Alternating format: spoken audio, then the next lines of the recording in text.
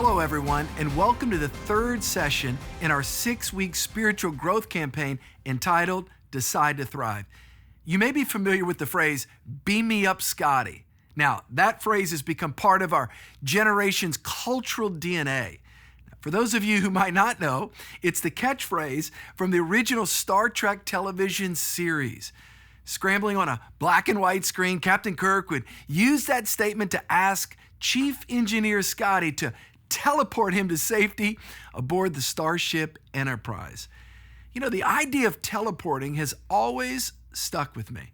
Think about it, instantly zapping from danger to safety or from home to the grocery store. Man, that's appealing. When I came to Christ, though, this little phrase took on a whole new dynamic. I was on fire to serve Jesus and reach people. Yet I couldn't help but think how amazing it would be if God could just beam me up right there to my heavenly home. There'd be no more pain, no more heartache, no more toil. In a flash, I'd be in heaven. The Apostle Paul, while under house arrest in Rome, wrote about a similar feeling, saying in Philippians chapter 1, verse 23 and 24, "For I am hard pressed between the two, having a desire to depart and be with Christ, which is far better. Nevertheless, to remain in the flesh is more needful for you." Paul shows us that we aren't saved just for our own benefit. We are saved to be part of God's plan, to reach others with his love. And this is why he continued in verse 25 and 26. "And being confident of this, I know that I shall remain and continue with you all for your progress and joy of faith, that your rejoicing for me may be more abundant in Jesus Christ by my coming to you again."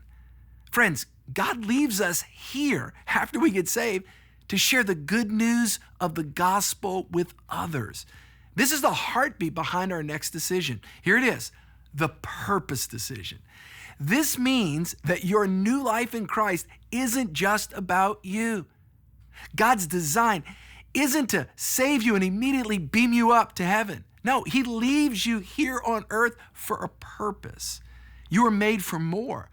I remember a pivotal moment in my own journey when this truth hit home. Several years ago, a mentor of mine shared this personal goal of his, man, it blew me away, of leading a certain number of people to Christ every year. I thought to myself, wow, that's a person who understands his purpose is to make an impact in people's lives for eternity. Let's discover and embrace that same purpose. Just ask yourself, does my life reflect the God-given purpose of reaching people for Christ? In some ways, it probably does. In other ways, it probably is time for you to reprioritize some things. Wherever you are in life, know this, the adventure begins when you choose to reach people for Christ, no matter what it takes. That is what the purpose decision is all about. So, to start, we should ask ourselves, what is purpose? Do you remember the last time you met someone new? You probably asked them, so what do you do? Our job often jumps to the top of the list when we think of purpose. In our culture, our worth is often tied to our work. You may answer your new acquaintance by this, well, I'm a business person, or I'm a student, or I'm an electrician, I'm a fill in the blank. But you see, there's a big difference between your job or vocation and God's purpose for you, your calling. Now, this could be a hard thing to sift through. However, before we dive into Jesus' purpose for us to reach people and make disciples, you have to understand this. This is important. Your job title, it's probably not evangelist, yet you're called to evangelize. That's sharing your faith with others. Your job title probably isn't pastor, yet you're called to care for others. Your job title probably isn't missionary, yet you walk into your mission field every day, i.e., your school, your workplace, the local gym, your campus. In other words, you eventually retire from your vocation. Everybody does, but you never retire from your purpose. God uses your job as a place where you can live out your purpose, but He elevates your purpose above your job because your purpose never stops. Never forget, as long as you have a pulse, you have a purpose. Every single one of us who follow Jesus, we are called to lead people to Him. And God has strategically placed you exactly where you are for a reason. Your job, your neighborhood, your hobbies, they're not just random circumstances.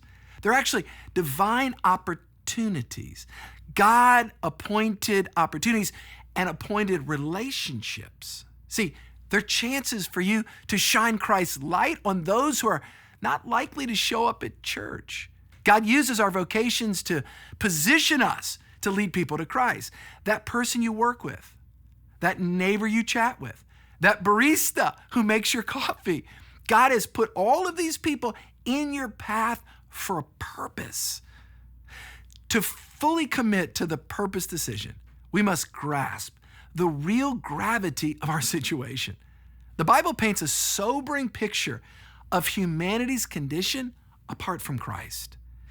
Ephesians chapter 2, verse 1 tells us that we are dead in trespasses and sins. Romans 3:23 reminds us all have sinned and fall short of the glory of God. This isn't just religious talk. It's the reality of our human condition. We live in a sin-broken world. People seek meaning and purpose in all the wrong places. Brokenness, addiction, and disconnection, they're rising rapidly in our society.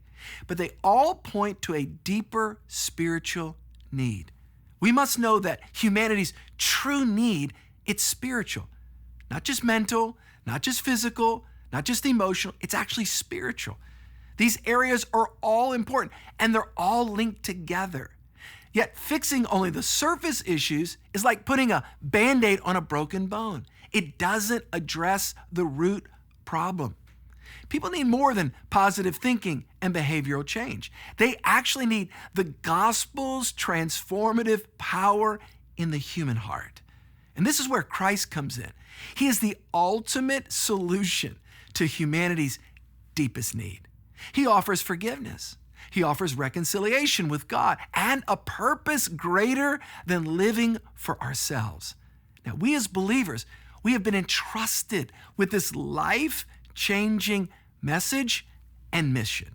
And when we decide to reach people with the gospel, we're actually fulfilling our purpose, which leads, what? To a thriving life. Now, I know that sharing our faith doesn't always come easily. Some of the barriers we hit, man, look, head on are fear and insecurity. We get nervous about sharing our faith and ask, what if they reject me, friend? It's not about your ability to convince someone. It's about sharing the life-changing love of Christ and just your personal story. We have to learn to get past ourselves and get past our fears and just share our story. We all get nervous at times when sharing our faith. Another barrier is the lack of knowledge. You don't need a theology degree to share your faith. Start with what you do know, your own story of how Christ has changed your life. I faced this after I came to Christ. At times, I felt I needed to memorize half the Bible to be effective. I learned, though, to start with what Christ did for me at the cross and share how He changed my life. Another common barrier is misconceptions about evangelism. Some think evangelism is just the image of a street preacher, like with a megaphone. An effective way to evangelize is through sharing the good news of Jesus Christ in genuine relationships and conversations. In other words, you don't have to be an evangelist like Billy Graham, who preached to thousands of people. You don't have to do that to simply share your faith with people that you know. In other words, we have a very big part to play in our family coming to Christ, our friends, our loved ones. They know you. So in other words, evangelism is God's call for all of us. One of the most powerful tools that we have in reaching others is our personal testimony, or what I would call your God story. John the Revelator tells us in Revelation chapter 12, verse 11, that we overcome by the blood of the Lamb and by the word of our testimony. Your story of how Jesus has changed your life is unique and it's powerful. I remember a time in my own life when I felt lost and without purpose. In college, the reality and the pain of my sin, it caught up with me. My mistakes mounted, and the burden of my guilt crushed me. It was then that I started seeking Jesus, but I realized he had been seeking me all along.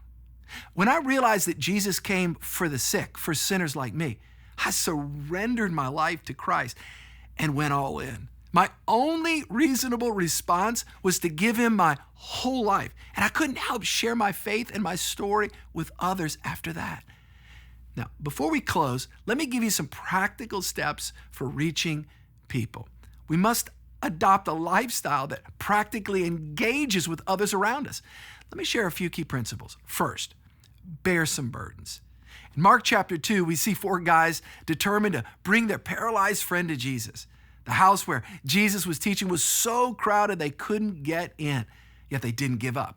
They climbed up on the roof and made beams covered with thatch and mud, and then they dug through it and lowered their friend down through the hole in the roof to Jesus. It wasn't just one guy, but a group working together to bring their friend to Jesus. This man's friends literally carried him because that's what he needed. Plus, it reminds us that sometimes reaching people for Jesus can get messy. At times we have to dig through some mud in people's lives, but it's worth it to see them transform. Second, do whatever it takes. Just like those friends in Mark chapter 2, we need to be creative and persistent to reach people. We never compromise our values or our ethics, but we do have to be willing to step out of our comfort zones. Are you willing to be inconvenienced in order to get someone to Jesus? Third, build a prayer strategy. It can be as simple as this. Create a list of people you'd love to see come to Christ, and then pray for them every day. Ask God to open doors for conversations and to soften their hearts. This week, write out the names of friends you'd love to lead to Jesus. Put it in a place where you'll see it. Fourth, watch for opportunities. Look for divine opportunities to bring up spiritual topics. It could be as simple as asking someone if there's anything that you can pray for them about. While I was in seminary, I waited tables with one of the guys I work with, constantly told me how spiritual he was, and he could sense positive and negative energy. He wasn't a Christian at first. He wasn't. That gave me then an assignment to pray for an opportunity to get an open door to talk to him about Jesus. Soon after, I decided to step out, and I had the privilege in a moment, one day after work, of talking to him about Jesus and leading him to Christ.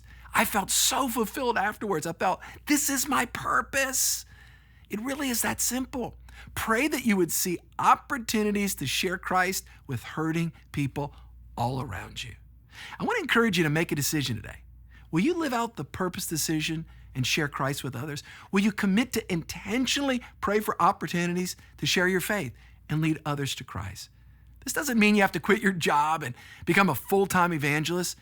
You have to see that your job or your vocation is actually a tool that brings you into spaces and places others can't go.